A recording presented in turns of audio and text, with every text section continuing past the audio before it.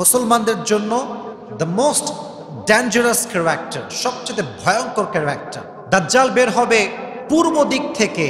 যেই দেশ থেকে বের হবে দেশটার নাম হবে খোরাসান। দেশটার নাম হবে কি? খোরাসান। দাজ্জাল দেখতে কেমন হবে নবীজি তাও বলে গিয়েছেন। দাজ্জালের বাম চোখ হবে অন্ধ টেরা টাইপের। দাজ্জালের চুলগুলো হবে কোকড়া কোকড়া। আমাদের চামড়া হচ্ছে হয়তো হোয়াইট কালার অথবা ব্ল্যাক কালার অথবা মাঝামাঝি শ্যাম বর্ণ, কিন্তু দাজ্জালের দেহের কালার হবে রেড কালার, লাল। কি কালার? লাল। মাশাআল্লাহ। দাজ্জালের এই যে কপাল, কপালে লেখা থাকবে কাফ ফা রা, কাফ ফা রা। অবাক করা বিষয় কি জানেন?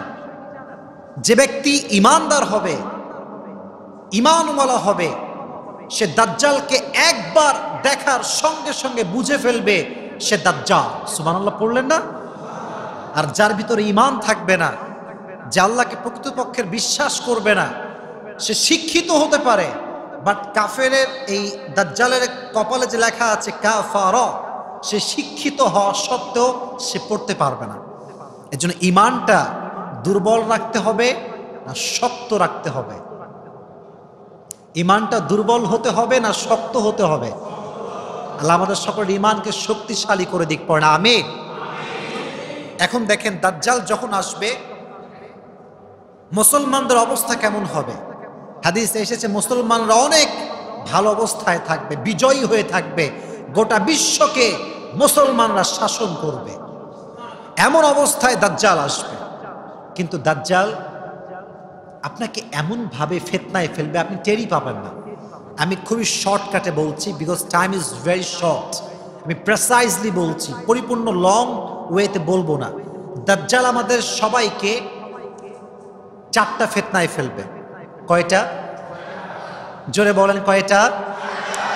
নাম্বার 1 হচ্ছে trial of faith, number 2 is trial of wealth, number 3 is trial of knowledge, and number 4, and that is the last, trial of power. এক হচ্ছে ঈমানের পরীক্ষা, 2 নাম্বার হচ্ছে আপনার সম্পদের পরীক্ষা, 3 নাম্বার হচ্ছে আপনার জ্ঞানের পরীক্ষা, 4 নাম্বার হচ্ছে আপনার ক্ষমতার পরীক্ষা। মোট কয়টা হলো? মুখস্থ। 1 হচ্ছে ঈমান, 2 হচ্ছে সম্পদ, 3 হচ্ছে জ্ঞান নলেজ, সর্বশেষ হচ্ছে ক্ষমতার পরীক্ষা। আল্লাহ তাআলা এই 4টা ফিতনা থেকে উম্মত কেমন করে বাঁচবে, এই 4টার সমাধান আল্লাহ সূরা কাহাফে ঢুকিয়ে দিয়েছে। সুবহানাল্লাহ পড়েন। তাহলে আমরা আগে একটু মুখস্থ করি, আমরা কয়টা ফিতনায় পড়ব দাজ্জালের মাধ্যমে? নাম্বার 1 হচ্ছে অ্যাবাউট ফেথ, ঈমানের ব্যাপারে। ঈমান বড় দামি জিনিস। ঈমানের ফিতনা থেকে আমরা কেমন করে বাঁচবো, কেমন করে নিজেকে বাঁচাবো, আল্লাহ একটা স্টোরি বলেছেন, সুন্দর ঘটনা। এটাকে বলা হয় আসহাবে কাহফ। এটাকে বলা হয় কি? আসহাবে।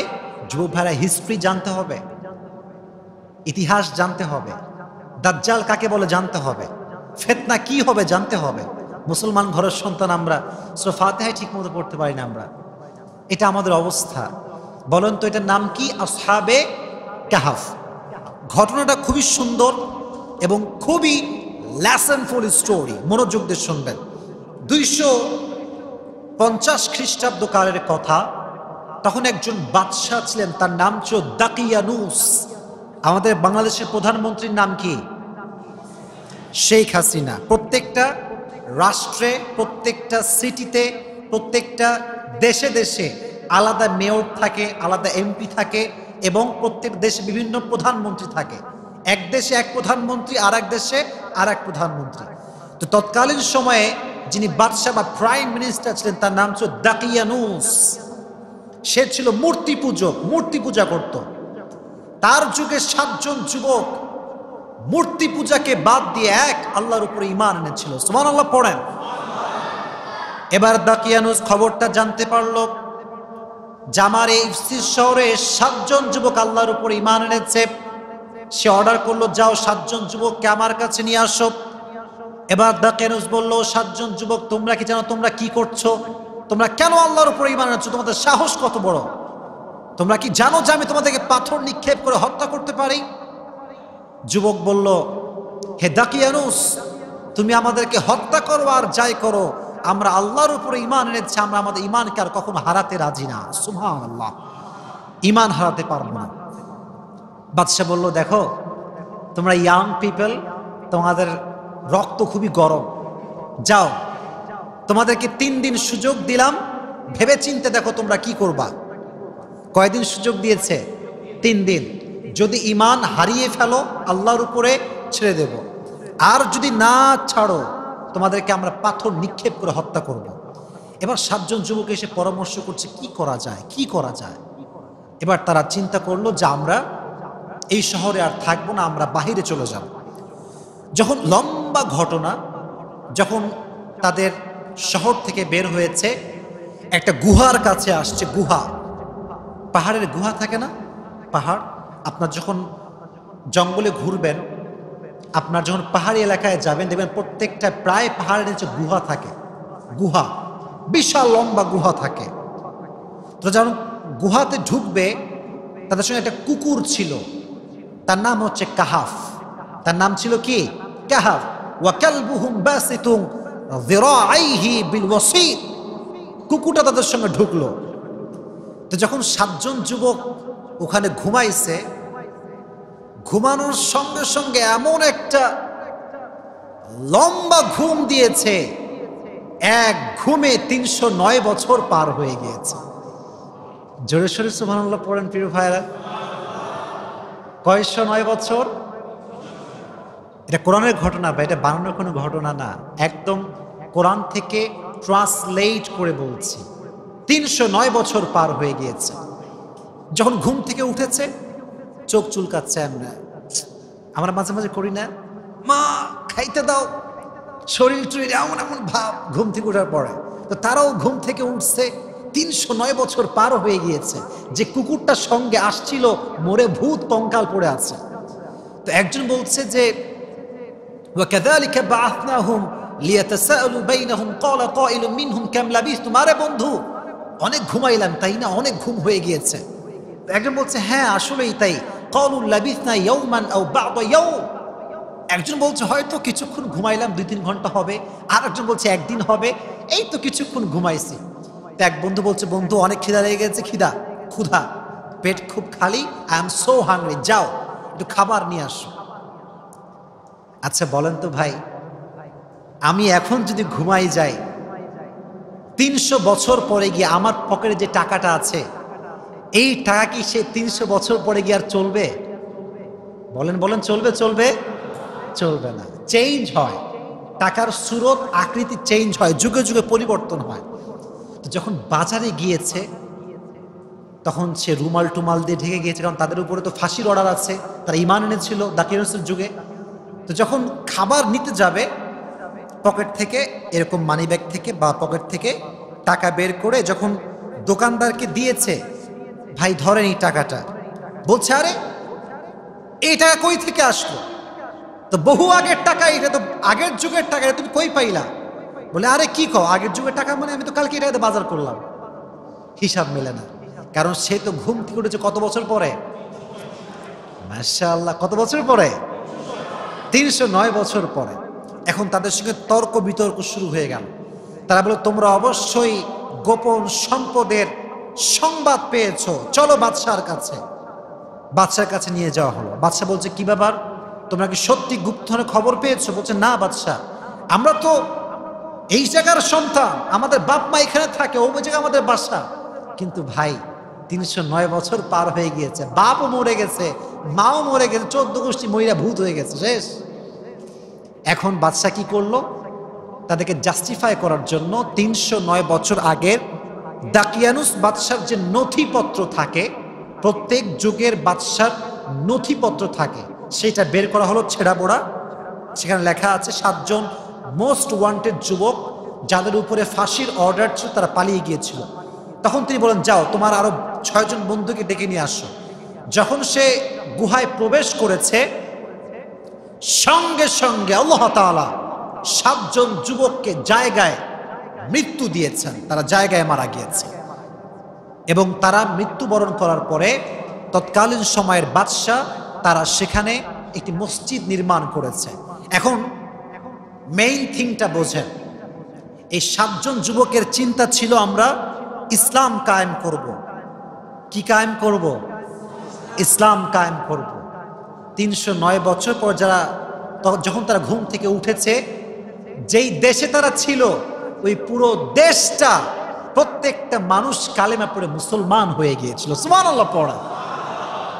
বাদশাও ছিল মুসলমান, রাজা ছিল মুসলমান, প্রজাও ছিল মুসলমান। তাদের ইমানের স্বপ্নকে পূরণ করে দিয়েছে। এখান থেকে শিক্ষা হচ্ছে, আপনার বিরুদ্ধে যত মানুষই যাক না কেন, ইমান আমার জায়গায় আছে, ইমান আমি ছাড়বো না। আমাকে জুলুম করা হোক, অত্যাচার করা হোক, হত্যা করা হোক, আমি যে আল্লাহর উপর ইমান এনেছি, ইমানটা কখনো ছেড়ে দেওয়া যাবে না। রাজি আছেন তো ইনশাআল্লাহ? তো 1 নাম্বার ফিতনা ছিল ইমানের ফিতনা। বলেন কিসের ফিতনা? ইমান। সময় খুবই কম, 1 নাম্বার শেষ। তাহলে আজ থেকে আমরা নিয়ত করছি, প্রিয় ভাইরা একটু মনোযোগ দেন, যত বাধা আসুক না কেন ইমানের পথে আমরা অবিচল থাকবো। বলেন ইনশাআল্লাহ। আয় রব, তুমি আমাদের সকলের ইমানকে শক্তিশালী ইমান করে দাও। সকলেই পড়া আমিন। 2 নাম্বার ছিল ট্রায়াল অফ ওয়েলথ, সম্পদের ফিতনা। এটা আপনাদের সামনে খুব ক্রিস্টাল ক্লিয়ার, স্পষ্ট। দেখবেন যার R15 আছে, যার একটা কার আছে, যার বাপের টাকা পয়সা একটু বেশি, তাদের পা অহংকারের চোটে মাটিতে পড়তে চায় না। ঠিক কিনা বলেন? এরকম যুবক বাংলাদেশে আছে না নাই? আছে। এমন অনেক মেয়েরাও আছে, দেখবেন অনেক মেয়েরা আছে, মানে বাপ যদি একটু ক্ষমতাশীল হয়, বাপের টাকা যদি একটু বেশি হয়, রূপ যদি একটু বেশি সুন্দর হয়, মেয়েদের ভাব দেখার মানুষ আর খুঁজে পাওয়া যায় না। যুবক ভাইরা ঠিক কিনা বলো? এরকম অনেক মেয়ে বাংলাদেশে আছে। ট্রায়াল অফ ওয়েলথ, সম্পদের ফিতনা। এটারও একটা স্টোরি আছে এই কোরআনের ভেতরে, এই সূরার ভেতরে। একজন যুবক ছিল, যে যুবককে আল্লাহ তাআলা বিঘা বিঘা আঙ্গুরের বাগান দিয়েছিল, খেজুরের বাগান দিয়েছিল, লম্বা বিঘা বিঘা জমিতে খালি ফল আর ফল। তো খুবই স্বাভাবিক, যার সম্পদ বেশি, তার দাপট বেশি, অহংকার বেশি। তো সে একদিন, খুব শর্টকাটে বলছি, আয়াতকে বলা ছাড়া জাস্ট স্টোরি বলছি, because time is very short. 8:30-এ আজান মেবি এখানে। তো যুবক ভাইরা খুব ভালো করে শুনবেন। তো ওই যুবকটা একদিন বলছে তার বন্ধুকে, এই বন্ধু, কি রে, তুই তো গরিব, ফকিরের ঘরের ফকির, তুই আমাকে দেখ, আমার কত সম্পদ, কত টাকা পয়সা, কত ওয়েলথ, আমি জীবনে ফকির হব না, আমার সব সময় এই সম্পদ থেকে যাবে। তখন সে বন্ধু বলল, আকাফারতা বিল্লাযী খলাকাকা মিন তুরাবিন সুম্মা মিন নুতফাতিন সুম্মা সাওয়াকা রাজুলা, তুমি কি সে আল্লাহর অকৃতজ্ঞতা আদায় করছো যে আল্লাহ তোমাকে সামান্য মাটি থেকে সৃষ্টি করেছে, বীর্য থেকে সৃষ্টি করেছে এবং তোমাকে মানুষ রূপে রূপান্বিত করেছে? তুমি কি সে আল্লাহর অকৃতজ্ঞ আদায় করছো, অকৃতজ্ঞ হয়ে যাচ্ছ? খবরদার, সাবধান। আল্লাহ কাউরে ধরে না, ধরলে আল্লাহ ছাড়ে না। আল্লাহ আযাব দিলেন। আযাবটা কি ছিল? বিজলি তার বাগানে পড়লো। এক বিজলির চোটে তার সমস্ত বাগানের ফল গাছ জ্বলে পুড়ে ভস্ম হয়ে গেল, সব শেষ। তার মানে আজকের দালানওয়ালা কালকের পথের ভিখারি হতে আল্লাহর বানাতে দেরি হয় না, 1 সেকেন্ডে সব পরিবর্তন হয়ে যায়। আমরা যখন ঢাকাতে যাই, আমি দেখি যে ঢাকাতে গেলে গাড়ি যখন চলে জ্যামের ভেতরে, তো দেখতাম, এখনো দেখি সবসময় যখন ঢাকাতে যাই, অনেক গরিবরা আসে জ্যামের ভেতর, রোদের ভেতরে এসে কারের যেই গ্লাসটা আছে নক করে, দেন 2 টাকা 10 টাকা যা আছে দেন। কিন্তু বড়লোক যারা আছে এত রুড বিহেভ করে, এত বাজে ব্যবহার করে, বলার কোনো ভাষা নাই। ভাইরে, আপনি আছে কারে বসে যাকে অবজ্ঞা করছেন, অবহেলা করছেন, কালকে আপনি তার জায়গায় থাকবেন, সে আপনার জায়গায় থাকতে পারে। এটা সব ক্ষমতা কার হাতে? আল্লাহর হাতে। তাহলে সম্পদ থাকলেই হামকি হনুরে, এটা মনে করা যাবে না। হামকি হনুর, এটার অর্থ বোঝেন আপনারা? হামকি হনু মানে হচ্ছে কিছু হয়ে গেলে মনে করে কি যে হয়ে গেলাম, দাপটে আর ভাব, কি যে ভাব, একটা অবস্থা। এরকম করবেন না। সম্পদ আজ আছে কাল নাই। অতএব আমাদের সম্পদ থাকতে পারে, বাট এটা ভোলা যাবে না যে সম্পদ আজ আছে কাল নাও থাকতে পারে। এটা কেড়ে নেওয়ার মালিক একজন। আওয়াজ দিয়ে বলেন তিনি কে? আল্লাহ আমাদের সবাইকে সম্পদের ফিতনার থেকে হেফাজত করুন। সকলেই মন খুলে পড়ে আমিন। 2 নাম্বার, 3 নাম্বার, আমরা সেদিকে চলে আসছি, আর 2টা আছে। 3 নাম্বার বলেছিলাম কি, বলতে পারবেন কেউ? এই তো হচ্ছে, বলেন 3 নাম্বার ছিল কি? ট্রায়াল অফ নলেজ, জ্ঞান দিয়ে। দেখবেন আমাদের সমাজে কিছু মানুষ আছে নিজেকে পণ্ডিত মনে করে। এরকম মানুষ বলেন তো মন খুলে আছে না নাই? এমন একটা ভাব, চায়ের দোকানে বসে এমন একটা গল্প মারে, মনে হবে ইয়ার ইয়ে তো আভি কে আভি জান্নাত সে ভাগ কর আয়া হ্যায়, তো জান্নাতি কনফার্ম। কোত্থেকে আসলো এই লোকটা? ভাবই আলাদা। আশেপাশে থাকা যায় না, ভেড়া যায় না। জ্ঞানের ফিতনা, জ্ঞানের ফিতনা দূর করবার জন্য আল্লাহ তাআলা একটা ঘটনা বলেছেন। ঘটনাটা হচ্ছে মূসা এবং খিদির আলাইহিস সালাতু ওয়াস সালামের ঘটনা। আমি খুব শর্টে বলছি। মূসা আলাইহিস সালাতু ওয়াস সালাম ছিলেন তৎকালীন সময়ের নবী। একদিন তিনি বনী ইসরাইলের সামনে বসে নসিহত করছিলেন। হঠাৎ করে একজন আসলো, এসে বলল, ইয়া মূসা, হে মূসা, বলো তো এই যুগের সবচাইতে বড় জ্ঞানী মানুষকে? মূসা আলাইহিস সালাতু ওয়াস সালাম বললেন, আনা, আমি হলাম এই যুগের সবচাইতে বড় জ্ঞানী। আসলে কথা কিন্তু সত্য, কারণ যেই যুগে যেই নবী আসে আল্লাহ তাকে সবচেয়ে বেশি জ্ঞান দান করে। কিন্তু আল্লাহর এই কথা পছন্দ হয়নি। আল্লাহ চেয়েছেন যে মূসা যদি এই কথা বলতো যে আল্লাহই জানেন সবচেয়ে ভালো জ্ঞানী কে হতে পারে, এবং সবচেয়ে বেশি জানে আল্লাহ এবং তার রাসূল মুহাম্মদ সাল্লাল্লাহু আলাইহি ওয়াসাল্লাম।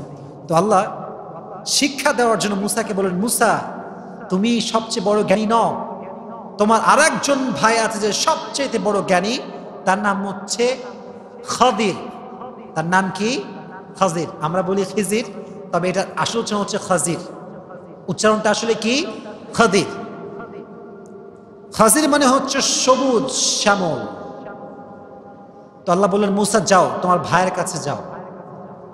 যখন তিনি পৌঁছালেন খিদির আলাইহিস সালাতু ওয়াস সালামের কাছে, বললেন যে দেখেন, আল্লাহ আমাকে আপনার কাছে পাঠিয়েছে, আপনার থেকে আমাকে জ্ঞান অর্জন করতে হবে, জ্ঞান নিতে হবে। তো বলছে, তাই নাকি? ঠিক আছে, তবে একটা কথা মাথায় রেখো, তোমার কাছে সেই ধৈর্য নাই যে তুমি আমার থেকে জ্ঞান অর্জন করবা। মূসা বলে, আরে কি বলেন, আমি অবশ্যই ধৈর্যশীল মানুষ, অবশ্যই পারবো, চল আমাকে নিয়ে চলেন। লম্বা ঘটনা, প্রিসাইজলি বলছি। প্রথমে তারা একটা নৌকায় উঠলো। বলেন কিসে উঠলো? নৌকায়। যখন তারা উঠেছে নৌকাতে, একদম নৌকাতে যখন নামাই দিয়েছে, সে নৌকা ছিদ্র করে দিয়েছে, নৌকা ফুটা করে দিয়েছে। তখন তিনি বলছে, আরে আপনাকে বাঁচাইলো, আপনাকে হেল্প করলো, আপনি নৌকা ফুটা করলেন কেন? এই তো বলছে, এই তো বলেছিলাম আগে তোমার ধৈর্য হবে না, বাদ দাও, আমাকে ছেড়ে দাও। বলছে, না না ভাই, মাফ চাই, এই যে ভুল হয়েছে আর কখনো জিজ্ঞেস করবো, এবারের মতো মাফ করে দেন। এবার আবার সফর শুরু হয়েছে।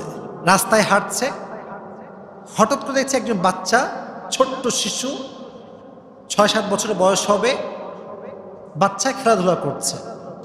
খাদির কোনো কথা ছাড়া বাচ্চার গলা টিপে ধরছে, গলা টিপে জায়গায় হত্যা করে ফেলছে। এইটা দেখে মাথা খারাপ। ক্বালা ক্বাতালতা নাফসান যাকিয়াতান বিগাইরি নাফস, নাফসান যাকিয়াতান বিগাইরি নাফস, আপনি একজন ছোট্ট শিশুকে কেন হত্যা করলেন? লাকাদ জিতা শাইআন নুকরা, আপনি অনেক বড় অন্যায় করেছেন, এটা আপনি কেন করলেন?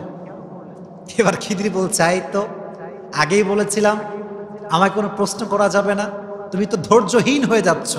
বলছে, মাফ চাই, this is the last request, আপনি আমাকে রাখেন, আমি এই শেষ, আর ভুল করব না, এটাই শেষ। আবার নিজের সঙ্গে আবার চলছে। খিদা লেগেছে, খিদা, প্রচুর ক্ষুধা। তো এক ইহুদির বাড়ির সামনে গিয়ে খাবার চেয়েছে, যে আমায় খাবার দেন, খাবার দেয় নাই, ফিরে আসছে। তো যখন ফিরে আসবে দেখছে ছোট্ট একটা দেওয়াল ভেঙ্গে পড়ে আছে।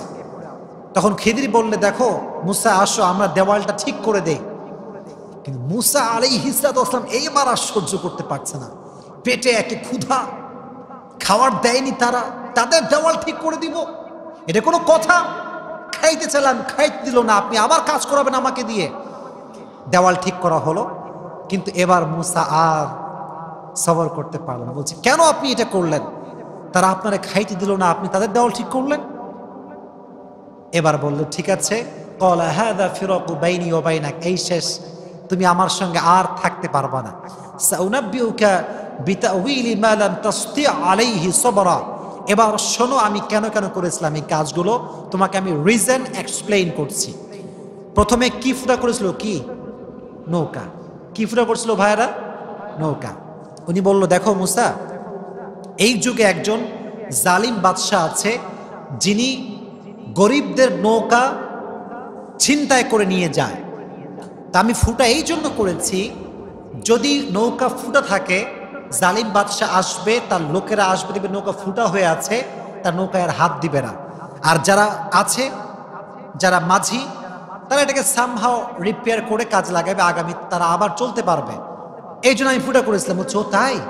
এটা খুব ভালো কথা। তাহলে আপনি বাচ্চা কেন হত্যা করলেন, বাচ্চা কেন মারলেন? বলছে, এই বাচ্চাটা এক জালেম বাচ্চা, এ যখন বড় হবে সে মানুষকে হত্যা করবে, ইভেন সে তার আব্বা আম্মাকেও জাহান্নামে নিয়ে যাবে। আল্লাহ আমাকে নিজে আদেশ করেছেন, আল্লাহর আদেশ পেয়ে আমি এই বাচ্চাকে হত্যা করেছি। সুবহানাল্লাহ পড়া। তাহলে এটার পেছনে আল্লাহর আদেশ ছিল। বলছো, তাই? এটা খুব ভালো কথা, আল্লাহ আপনাকে আদেশ দিয়েছিল। লাস্ট আপনি, যারা আপনাকে খাওয়ালো না, ভাত দিল না, খাবার দিল না, তাদের ভাঙ্গা দেওয়াল আপনি কেন ঠিক করলেন? লাস্ট প্রশ্ন। তিনি বললেন, দেখো মুসা, যে দেওয়ালটা ভেঙে পড়ে গিয়েছে, এটা হচ্ছে দুইজন ইয়াতিম বাচ্চার দেওয়াল। তারা ইয়াতিম, তো তাদের দেওয়ালের যে নিচে তাদের সম্পদ আছে, মিরাস আছে, তাদের বাপের রেখে যাওয়া সম্পত্তি আছে। তো দেওয়াল থেকে যদি সম্পত্তিটা বের হয়ে যায়, তারা যেহেতু ইয়াতিম, আশেপাশের জালেমরা সবাই তাদের সম্পত্তি ছিনিয়ে খেয়ে ফেলবে। এই জন্য আমি দেওয়ালটা উঁচু করে দিলাম, যখন তারা বড় হবে তাদের সম্পত্তি কেউ ছিন্ন বিচ্ছিন্ন করতে পারবে না, তারা তাদের হক পেয়ে যাবে, তাদের সম্পত্তি তারা পেয়ে যাবে। এই জন্য আমি দেওয়ালটাকে ঠিক করে দিয়েছি। এবার মুসা বলছে, ও এই জন্য ঠিক করেছেন? ভাই, আমার ভুল হয়ে গিয়েছে, আমি আর আপনাকে জিজ্ঞেস করব না। বলছে, না না, এই শেষ, এটাই শেষ, আর কোনো চলাচলি হবে না।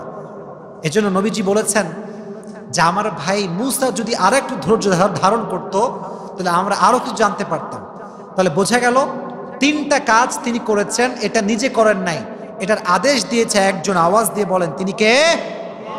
তাহলে বোঝা গেল নিজেকে বড় জ্ঞানী মনে করা যাবে না, বড় পণ্ডিত মনে করা যাবে না। জান্নেওয়ালার উপরেও জান্নেওয়ালা আছে, জ্ঞানীর উপরেও আরো বড় জ্ঞানী আছে। এজন্য আমরা নিজেদেরকে জ্ঞানের অহংকারে ডুবাবো না। রাজি আছেন তো ইনশাআল্লাহ? আপনাকে হেফাজত করুক সকলেই পড়া। আমিন। এবার আছি আমরা শেষ পয়েন্টে। শুনবেন তো নাকি শেষ করে দিব? শোনা যাবে তো ইনশাআল্লাহ? তাকবীর দেন, লিল্লাহি তাকবীর। আরেকবার লিল্লাহি তাকবীর। সর্বশেষ বলেছিলাম ট্রায়াল অফ পাওয়ার, ক্ষমতা দিয়ে আল্লাহ পরীক্ষা করবে, ফিতনায় ফেলবে। এটা বোঝাবার জন্য আল্লাহ তাআলা যুলকারনাইনের ঘটনা বলেছেন, এবং এটা খুবই মজার ঘটনা, খুবই সুন্দর মজার ঘটনা। আমি খুবই শর্টকাটে বলছি। যুলকারনাইন ছিলেন একজন বাদশাহ, যিনি গোটা বিশ্বকে শাসন করেছেন। গোটা বিশ্ব মানে আপনি বলছেন শুধু বাংলাদেশ নয়, Bangladesh, America, Switzerland, Canada, London, গোটা বিশ্বের প্রত্যেকটা কান্ট্রির প্রাইম মিনিস্টার ছিল যুলকারনাইন। গোটা বিশ্বকে সে শাসন করেছে। তবে সে আদেল ছিল, ন্যায়পরায়ণ বাদশা ছিল। লম্বা ঘটনা। একদিন তিনি ভ্রমণ করতে করতে, ট্রাভেল করতে করতে একটা শহরে গেলেন, একটা গ্রামে গেলেন। এই গ্রামটা ছিল 2 পাহাড়ের মাঝখানে। কয় পাহাড়ের মাঝখানে? হাত্তা ইযা বালাগা বাইনা সাদদাইনি ওয়াজাদা মিন দুনিহিমা কওমা। অবাক করা ঘটনা। যখন তিনি পৌঁছালেন, একটা গোত্রের সঙ্গে সাক্ষাৎ হলো।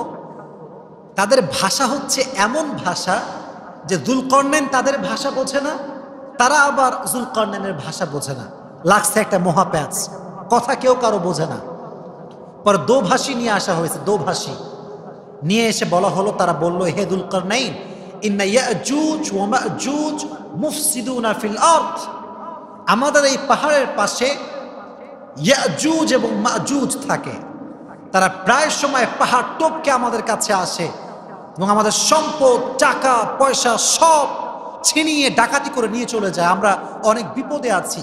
ফাহাল নাজআলু লাকা খরজান আলা আন তাজআলা বাইনানা ওয়া বাইনাহুম সাদ্দা, আমরা একটা প্ল্যান করেছি যে আমরা অনেক টাকা পয়সা তুলবো, আপনাকে দিব, আপনি একটা স্ট্রং ব্যারিয়ার, স্ট্রং দেওয়াল এখানে তৈরি করে দিবেন, যেন তারা এটাকে টপকে না আসতে পারে।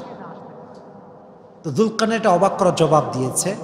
সে বলল, আল্লাহ আমাকে যে শক্তি দিয়েছেন, এই শক্তি আমার জন্য যথেষ্ট, তোমাদের টাকা পয়সা আমার কোনো প্রয়োজন নাই। সুবহানাল্লাহ।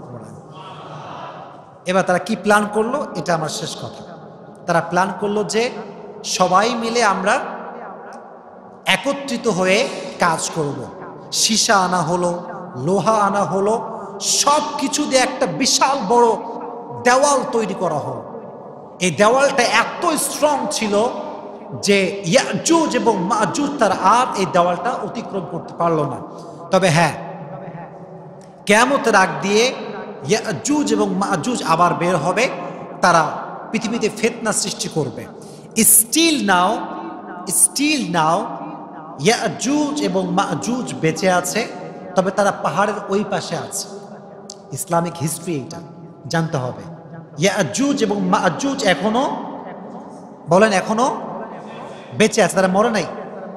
অনেকে বলে ইয়াজুজ মাজুজ আবার কি, অনেকে আমরা জানিই না বিষয়গুলো, we don't have any idea about it, জানতে হবে।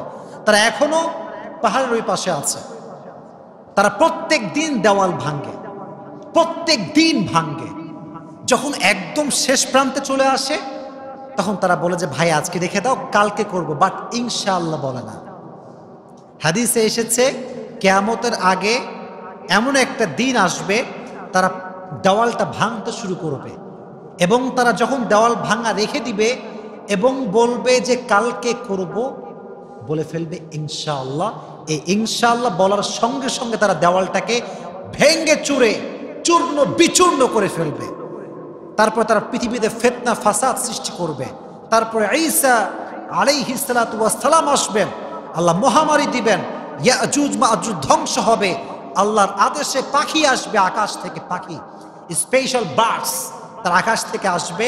পাখিগুলো এসে তাদের যে দেখবেন চিল পাখির ঠ্যাং আছে না, দেখবেন অনেক বড় হয় ঠ্যাংগুলো, লম্বা লম্বা ঠ্যাং, এত বড় বড় পাখি হবে। প্রত্যেকটা পাখি ইয়াজুজ মাজুজকে ঠ্যাঙের গোড়ায় ঝুলিয়ে আর এক প্রান্ত, যেখানে কেউ যায় না, কেউ জানে না, গিয়ে ফেলে আসবে। এটা হচ্ছে ইয়াজুজ মাজুজ। তবে লেসনটা হচ্ছে এই, আল্লাহ ক্ষমতা দিয়েছে মানে হচ্ছে আল্লাহ চায় আপনি মানুষের সেবা করেন, আল্লাহ চায় আপনি মানুষের পাশে দাঁড়ান। যুলকারনাইন গোটা বিশ্বের ক্ষমতা তার হাতে ছিল, বাট সে জুলুম করে নাই, অত্যাচার করে নাই, মানুষের উপরে গাদ্দারি করে নাই, মানুষের সম্পদ লুণ্ঠন করে খায় নাই, মানুষের বিপদে পাশে দাঁড়িয়েছে। এজন্য ধন সম্পদ আল্লাহ দিতে পারে, ক্ষমতা আল্লাহ দিতে পারে, কিন্তু ক্ষমতাকে অপব্যবহার করা যাবে না। রাজি আছেন তো ইনশাআল্লাহ? ক্ষমতা থাকলে জুলুম নয়, যারা জুলুমের শিকার হচ্ছে তাদের পাশে আমরা দাঁড়াবো। তাহলে আমরা জেনেছিলাম প্রিয় ভাইয়েরা, এখন আমরা খোলাসা বলবো, সামারি অফ দ্য লেকচার বলবো। দাজ্জাল আমাদেরকে মোট 4টা ফিতনায় ফেলবে। কয়টা? আরো জোরে, কয়টা? 1 নাম্বার ফিতনা ছিল কি? ঈমান। মাশাআল্লাহ, খুব ভালো লাগলো। 1 নাম্বার ছিল কি? 2 নাম্বার ছিল কি? সম্পদ। বলেন 2 নাম্বার ছিল কি? 3 নাম্বার ছিল কি? মাশাআল্লাহ। 4 নাম্বার ছিল কি? মাশাআল্লাহ। তাহলে আমরা শিখতে পারলাম ঈমান থেকে এইটা, সিচুয়েশন যেমনই হোক না কেন ঈমান হারানো যাবে না। রাজি আছেন তো ইনশাআল্লাহ? আর মাশাআল্লাহ তোমরা যুবক ভাই এখানে সব মানে 90 পিপল মাশাআল্লাহ হিয়ার। আমার একটা সাজেশন হচ্ছে তোমাদের এই জন্য যে দেখো বাবা, খারাপ বন্ধুকে একদম বাদ দিয়ে দাও। যে বন্ধু গাঁজাখোর, মদখোর, সারাদিন মেয়েদের সঙ্গে ঘুরে বেড়ায়, এদের সঙ্গে কোনো বন্ধুত্ব থাকবে না। কোনো কথাই হবে না। হয় তুমি এদেরকে অ্যাভয়েড করবা, না হয় কেমন করে এদেরকে ভালো করা যায় এর নিয়ে চিন্তা করবা। বাট কোনো বেয়াদব ছেলের সঙ্গে কোনো বন্ধুত্ব রাখা যাবে না। রাজি আছেন তো ইনশাআল্লাহ? মানে যে 7 জন যুবক, এটা ভালো করে শোনেন, 7 জন যুবক যে গ্রাম ছেড়েছিল একসঙ্গে, কোনো বন্ধু কি গাদ্দারি করেছিল? করে নাই। 7 জনই বের হয়ে গিয়েছে। তার মানে circle is very important part in our life. Circle যদি ভালো হয় মানুষ ভালো হয়, সার্কেল যদি খারাপ হয় মানুষও খারাপ হয়ে যায়। যে বলে না, সঙ্গ দোষে লোহাও ভাসে, বাস্তবতা এইটাই। এই জন্য আমরা গুড সার্কেল রাখবো। রাজি আছেন তো ইনশাআল্লাহ?